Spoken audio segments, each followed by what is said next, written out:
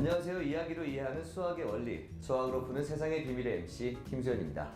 안녕하세요. 일상 속 수학 이야기를 재미있게 풀어드릴 수학 스토리텔러 박경미입니다. 교수님, 저 정말 좋은 소식을 들었어요. 정부에서 이 수학에 대한 흥미와 인식을 높이기 위해서 올해를 한국 수학의 해로 정했다고 하잖아요. 제가 또 이 수학 프로그램을 진행하는 진행자로서 기쁨을 금치 못하겠더라고요. 예, 올해 수학계는 뜻깊은 한 해가 될 것 같습니다. 올해 8월에 세계 수학자 대회가 서울에서 열리는데요. 네. 이 세계 수학자 대회는 4년에 한 번 열리고 전 세계에서 약 5,000명의 수학자가 참여하는 아주 큰 행사예요. 네. 그래서 명실공히 수학계의 올림픽이라고 이야기가 되는데요. 특히 이 세계 수학자 대회의 하이라이트는 필즈상 수여식이에요. 네. 필즈상은 수학계의 노벨상이라고 할 수가 있죠. 근데 국가 원수가 직접 이 필즈상을 수여하게 됩니다. 네. 우리나라에서도 머지않아서 이 필즈상 수상자가 나왔으면 하는 바람을 가져봅니다. 저는 이번에 꼭 나왔으면 좋겠네요. 그리고 이번을 계기로 해서 더욱더 우리나라 수학이 발전하는 그런 계기가 됐으면 좋겠습니다. 예, 우리도 그러니까 수학 이야기 더 열심히 전해드려야 되겠어요. 네.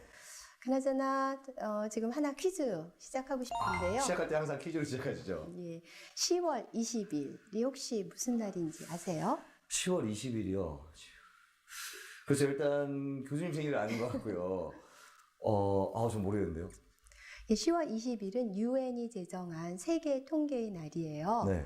그러니까 통계가 정치, 경제, 사회, 문화, 제 분야에서 얼마나 중요한 역할을 하는지 홍보하기 위해서 제정된 날인데요. 네. 시청자분들도 오늘 저희와 함께 하시게 되면은 네. 통계의 역할에 대해서 10분 공감하실 수 있을 것입니다. 네, 일상생활이나 여러 가지 현상에 대한 자료를 한눈에 알아보기 쉽게 수치로 나타낸 이 통계.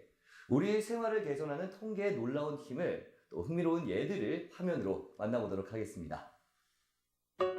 백의의 천사로 불리는 영국의 간호사 나이팅게일. 그녀의 또 다른 타이틀이 통계학자라는 사실 아셨나요? 1850년대 러시아와 연합국 간에 일어난 크림 전쟁. 야전병원에 도착한 나이팅게일은 더러운 병실과 방치된 부상병들을 보고 놀라게 되는데요. 그녀는 병원의 위생을 개선하기 위해 군 관계자들을 설득할 장문의 통계 분석 보고서를 만들었습니다. 그리고 800쪽이 넘는 이 방대한 기록을 쉽게 알리고자 그래프로 만들죠. 이것이 바로 나이팅게일의 장미도표입니다.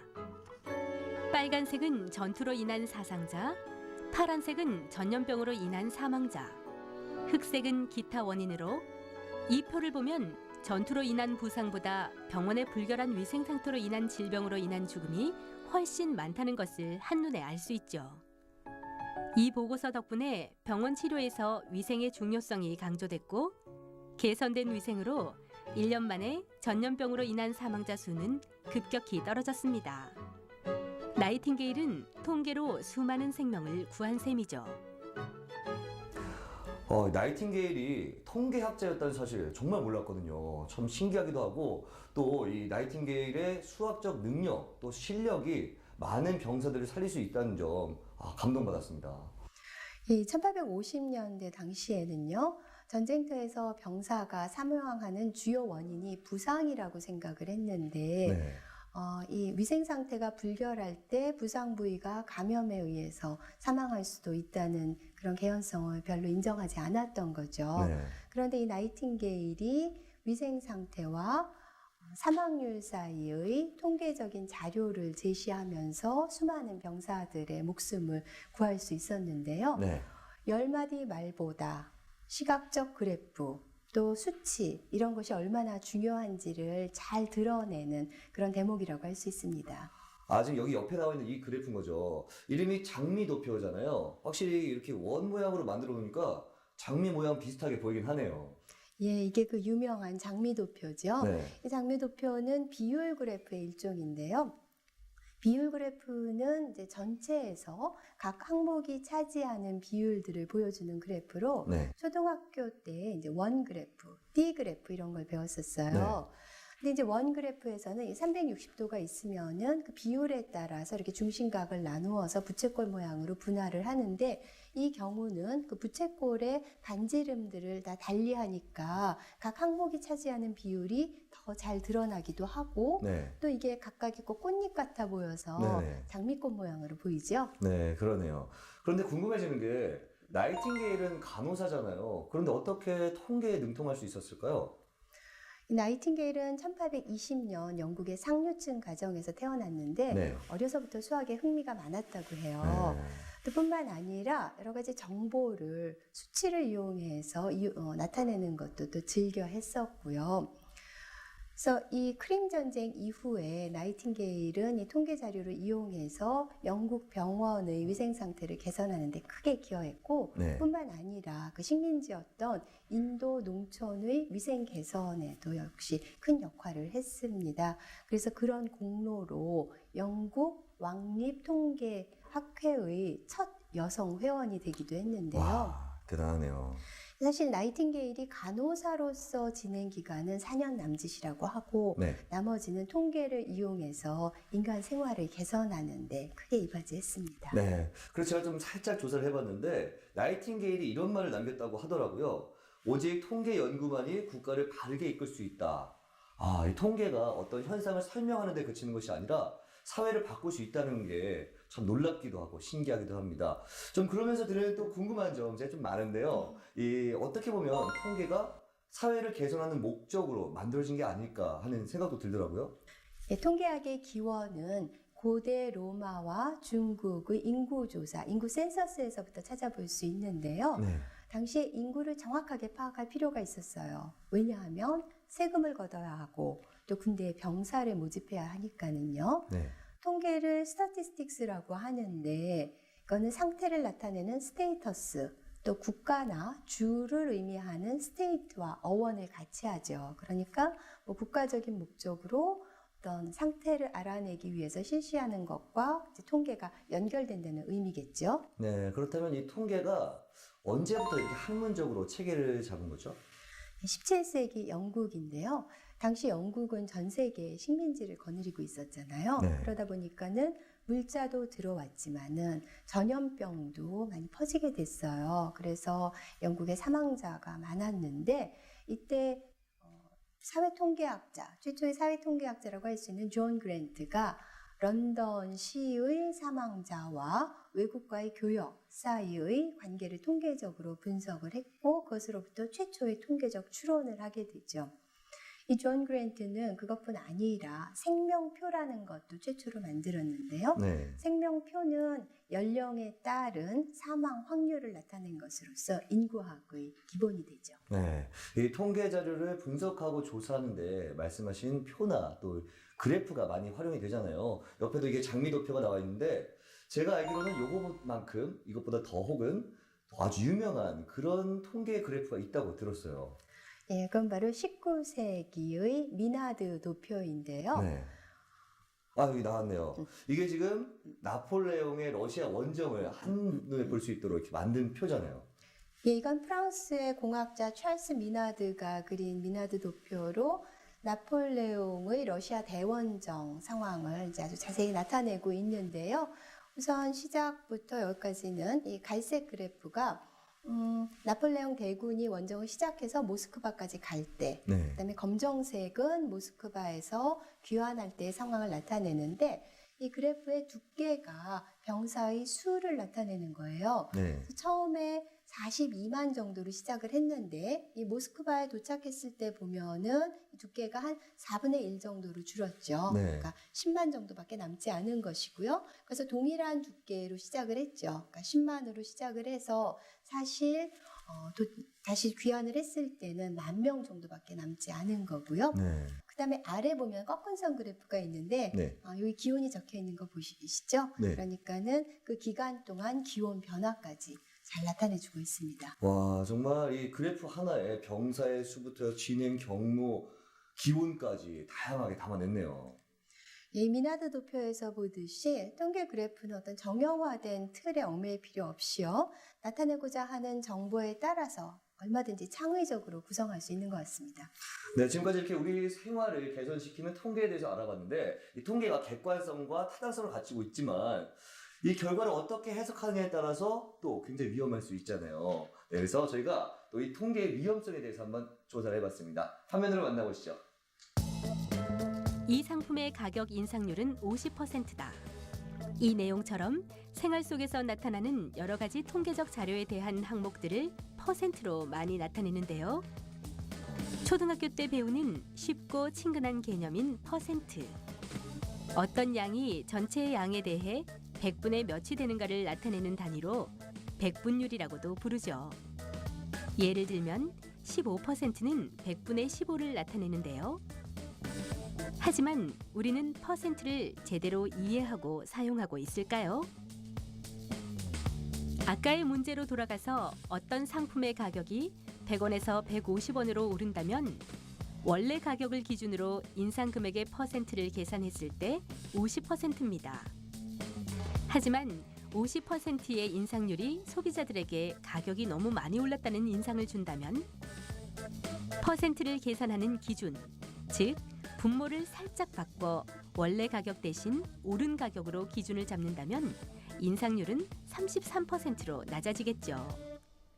이렇게 숫자를 사용하는 속임수 중 퍼센트를 이용하는 것이 많은 부분을 차지한다는 사실 알고 있었나요? 와, 퍼센트의 이 현란한 기술에 깜빡 속을 뻔했습니다. 사실 이 퍼센트가 계산은 간단하지만 객관적이라는 그런 이미지가 있잖아요. 그래서 아마 대부분 많은 분들이 그냥 맹목적으로 믿으실 텐데 앞으로는 이거 철저하게 한번 봐야 될 것 같아요.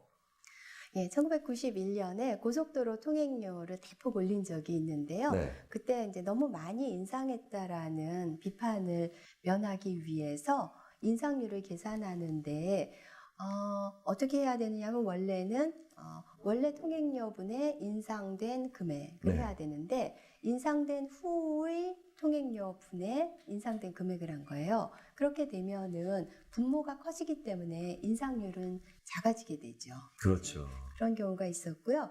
근데 이거보다 좀 더 피부에 와닿는 그런 실제적인 예, 생각해 보시겠어요, 선생님? 아, 이런 것들 있죠. 올해 연봉을 직원들은 10% 올리고 임원들은 5%만 올리겠다. 이렇게 꼭 발표를 했을 때, 와, 좋다라고 생각하는 분들 있잖아요. 그런 분들은 퍼센트의 함정에 빠진 겁니다.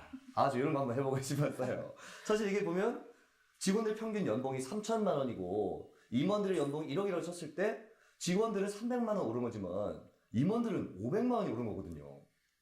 그렇죠. 이런 퍼센트의 노름을 어렵지 않게 찾아볼 수 있는데요. 네. 이혼율도 그래요. 이혼율을 계산하는 방법이 여러 가지가 있는데 네. 그 중에 하나는 당해년도 결혼 건수분의 당해년도 이혼 건수로 하는 거예요. 근데 이렇게 했을 때 2008년의 이혼율이 35.6%에 육박해요. 네. 그러면은 3명 중 1명 이상이 이혼을 했다는 건데요. 와, 아니, 이혼율이 높다고는 하지만 3명 중에 1명이 이혼한다는 건 좀 심한 거 아닌가요? 그렇죠. 근데 이렇게 이혼율이 높게 나온 이유는 그 계산 방식에 있는데요. 2008년에 이혼한 부부 중에 뭐 일부는 2008년에 결혼을 했겠지만은 몇 년 전에 혹은 수십 년 전에 결혼했던 사람들도 있잖아요. 그렇죠. 그러니까는 그 해의 결혼 건수 분의 이혼 건수로 계산하는 게 적절하지는 않은 거죠. 요즘같이 결혼 기피 현상이 계속되고 또 이혼하는 부부가 많아진다면은 뭐 극단적인 경우 네. 이혼율이 100%가 넘어설 수도 있게 되죠. 이렇게 되면. 네, 그러니까 이 통계가 일상생활에 많이 쓰이는 만큼 그 허점과 또 단점들이 도사리고 있는 것 같습니다. 앞으로 퍼센트를 봤을 때는 이 분자보다는 분모의 기준이 어디에 있는지를 정확하게 봐야 될 것 같습니다. 자, 그럼 이 퍼센트의 함정, 또 다른 예들은 어떤 게 있을까요? 네, 퍼센트와 더불어서 퍼센트 포인트도 유의해서 보셔야 되는데요. 예를 들어 볼게요. 2013년 1월의 우리나라 실업률이 3.0%였다. 네. 그리고 1년 후인 2014년 1월의 실업률이 3.5%였다. 그랬을 때 네. 이 상황을 두 가지로 이야기할 수 있어요. 첫 번째는 실업률이 0.5%포인트 증가했다. 네. 두 번째는 실업률이 17% 증가했다. 극과 극이죠. 굉장히 어감의 차이가 큰데요? 그렇죠. 뭐 0.5%포인트라고 했을 때는 뭐 경제 별 이상 없다 이런 생각이 들지만 17% 실업률이 증가했다라고 가면은 뭐 이거 경제가 금방 어떻게 사단이 나는 거 아닌가 하는 위기의식이 들잖아요. 네, 그렇죠. 네, 저런 유용하지만 허점도 많은 게 통계인 것 같은데요. 여기에 오류를 범해서 희대의 스캔들로 남은 그런 사건이 있다고 해서 저희가 조사를 해봤습니다. 1936년 미국의 대통령 선거 날로 한번 돌아가 보겠습니다. 1936년 미국의 대통령 선거. 당시 대통령 후보는 공화당의 랜던 후보와 민주당의 루즈벨트였는데요. 미국의 한 유명한 시사 잡지사에서 전국의 전화번호부와 자동차 등록 명부에서 약 1,000만 명의 유권자를 찾아 대규모의 여론조사를 실시했습니다. 응답 결과를 분석한 결과 공화당의 랜던 후보가 민주당의 루즈벨트에 압승할 거라는 예측을 내놨죠. 하지만 알다시피 그 예상은 보기 좋게 빗나가고 루즈벨트 대통령이 재선됐는데요. 결국 시사 잡지사는 전 국민에게 엄청난 망신을 당한 셈이죠. 그렇다면 여기에 숨겨진 통계의 함정은 무엇일까요? 대체 어떤 오류를 범했길래 이런 현상이 나타난 거죠? 이 여론조사를 위한 그 표본 추출 과정에서 문제가 있었는데요. 네. 우리가 이제 전체 인원을 모집단이라고 하고요. 그 중에 이제 일부를 표본 샘플이라고 하는데 네. 사실 가장 정확한 거는 전체 의견을 묻는 거죠. 그렇죠. 그런데 그것이 경제적이지 않기 때문에 이제 일부만 추출을 해서 조사를 하는데요. 우리가 그런 비유를 해요. 국을 한 솥 끓였어요. 근데 간을 볼 때 그 국 한 솥을 다 먹어볼 수는 없잖아요. 그렇죠. 그러니까 한 국자 살짝 떠서 먹어보잖아요. 근데 이 경우는 굉장히 좋은 샘플이죠. 왜냐하면은 한 국자를 뜨나 솥 전체의 맛이나 동일하기 때문에요. 그런데 사실 표본을 추출할 때 그런 정도의 동질성을 유지할 수는 없지만 그래도 전체를 대변할 수 있는 대표성이 있어야 하는데 이제 그런 게 지켜지지 못한 면이 있는 거죠. 그러니까 표본 시작부터 잘못된 그런 통계였다 이렇게 볼 수 있는 거죠. 그렇죠. 당시 이제 루즈벨트는 네. 뉴딜 정책을 들고 나왔는데요. 그 정책은 하류층으로부터 적극적인 지지를 받고 있었어요. 네. 그런데 VCR에서 보셨듯이 1930년대 전화조사란 거잖아요. 그렇죠. 그러니까 전화를 가지고 있는 그런 사람들은 아무래도 상류층이었으니까는 전체 의견을 균등하게 물어본 것이 아니라 상류층의 의견만 물었던 것이고 그것이 어떤 여론조사 결과를 왜곡시켰던 거죠. 네, 이렇게 여론조사의 허와시를 엿볼 수 있는 또 다른 사건이 있다고요? 네, 1992년 영국 총선의 경우인데요. 여론조사 결과에서는 노동당이 압승을 할 거라고 예측을 했는데 네. 결과는 보수당의 승리였죠. 여기는 어떤 오류가 있었던 거죠? 여기서는 표본 추출의 오류는 아니었고요. 응답자의 정직성 문제였는데요. 그러니까 보수당이 있고 진보적인 노동당이 있는데 노동당 지지자들은 자신의 의견을 적극적으로 표현을 했어요. 그런데 보수당 지지자들은 의사표명을 하지 않거나 노동당을 지지하는 것으로 거짓 응답을 했는데 왜 그러냐 하면은 진보를 지지한다고 하면 지금도 우리가 왜 개념이 있다 이렇게 얘기를 하잖아요. 그렇죠. 그것에 비해서 보수 쪽을 지지하게 되면은 뭐 구태의연하다, 수구다 이런 이미지가 있기 때문에 의사표명을 안 했던 거죠. 그러니까 다시 한번 이게 종합을 해보면 표본 시작부터 추출을 잘 해야 되고 그리고 일정한 어떤 인원이 또 응답자가 있어야 되고 응답자의 또 정직성까지 들어있어야 정확한 이런 통계가 나올 수 있겠군요. 맞아요. 아주 잘 정리를 해주셨는데요. 네. 한 가지 더 살펴보려고 합니다. 비타민을 먹으면 평균 수명이 높아진다. 네. 그 두 가지를 비타민 복용과 평균 수명이 길어지는 것을 인과관계로 생각하는 경향이 있는데 이 두 가지는 상관관계죠. 그러니까는 비타민을 복용하는 사람들은 다른 건강보조식품을 섭취할 수도 있고 또 운동을 열심히 할 수도 있고 그래서 이런 것들이 복합되면서 평균 수명을 늘리는 데 기여를 했을 거예요. 네. 그런데 그냥 단순히 비타민을 복용한 사람들의 평균 수명이 높다고 한 것을 비타민을 복용해서 그런 원인 때문에 평균 수명이 높아졌다 이렇게 결과로 해석해서는 안 된다는 거죠. 그러니까 상관관계가 있다는 것을 인과관계로 해석하지 않는 것 이것도 중요한 것 같습니다. 네, 그러니까 연구 결과를 해석을 할 때 상관관계가 반드시 인과관계가 아니다라는 점은 꼭 염두에 둬야 될 것 같습니다. 자, 그럼 이렇게 통계 함정에 빠지지 않는 방법도 있을 것 같은데 어떨까요? 우리가 통계라고 하면은 객관적으로 산출된 수치이기 때문에 무조건 믿어야 된다라는 생각을 하시는 분들이 있는데 그 표본 추출 방법이 어떤지 또 그 통계 분석과 추론 방법이 무엇인지 신뢰도가 어떻게 되는지 반드시 챙겨야 되겠죠. 그냥 네. 통계 수치를 액면 그대로 받아들이기보다는 그런 경각심을 가지고 선별해서 보는 지혜가 필요한 것 같습니다. 아, 정말 통계가 뭐 여론조사부터 해서 시장 뭐 가격률 또 이혼율까지 일상생활에 안 쓰이는 곳이 정말 없는 것 같습니다. 그만큼 통계가 굉장히 중요하다는 거겠죠? 예, 특히 요즘에 빅데이터라는 말을 자주 듣게 되는데요. 그렇죠. 그 빅데이터는 말 그대로 아주 방대한 자료를 이야기하죠. 그래서 빅데이터를 분석하게 되면은 사회 현상도 예측할 수 있고 또 인간의 여러 가지 행위도 예측이 가능하게 되면서 이것을 서비스나 비즈니스에 이용을 하게 되면은 큰 부가가치를 창출할 수도 있게 되죠. 그래서 요즘 창조경제와 더불어서 빅데이터가 주목을 받고 있는데요. 네. 이렇게 빅데이터가 떠오르는 것을 보면서 역시 통계는 현대사회를 살아가는 열쇠다 하는 그런 말을 되새기게 됩니다. 네.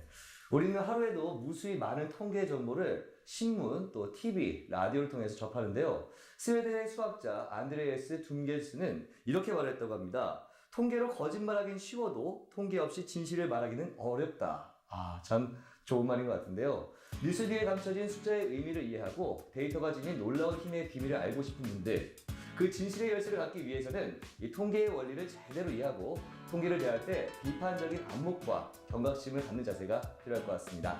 저희는 다음 주에 더욱더 재미난 수학 이야기로 찾아뵙겠습니다. 감사합니다.